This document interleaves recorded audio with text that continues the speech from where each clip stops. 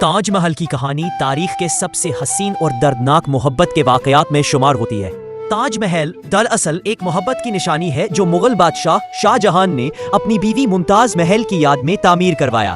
ممتاز محل کا اصل نام ارجمند بانو بیگم تھا۔ وہ شاہ جہان کی سب سے محبوب بیوی تھی۔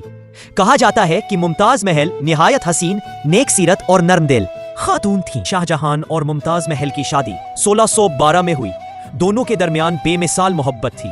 ممتاز محل ہمیشہ شاہ جہان کے ساتھ رہتی، چاہے وہ جنگ کا میدان ہو یا محل کی زندگی۔ ان کی محبت اتنی گہری تھی کہ شاہ جہان نے زندگی کی ہر خوشی ان کے ساتھ بانٹی۔ ممتاز محل اپنے 14ویں بچے کی پیدائش کے دوران وفات پا گئی۔ شاہ جہاں پر یہ صدمہ قیامت سے کم نہ تھا۔ کہا جاتا ہے کہ کئی دن تک بادشاہ نے کھانا پینا چھوڑ دیا اور غم سے کمزور ہو گیا۔ شاہ جہان نے اپنی بیوی کی یاد کو امر کرنے کے لیے ایک شاندار مقبرہ تعمیر کروانے کا فیصلہ کیا۔ اس کی تعمیر 1632 میں شروع ہوئی اور تقریباً 22 سال بعد مکمل ہوئی۔ تعمیر میں 20,000 سے زیادہ مزدور اور کاریگر شامل تھے۔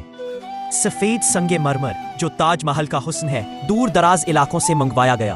ایرانی، ترک، ہندوستانی اور وسط ایشیائی ماہرین نے اس میں حصہ لیا۔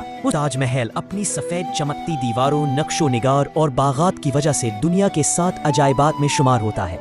خاص طور پر چاندنی رات میں تاج محل کا منظر جادوئی لگتا ہے۔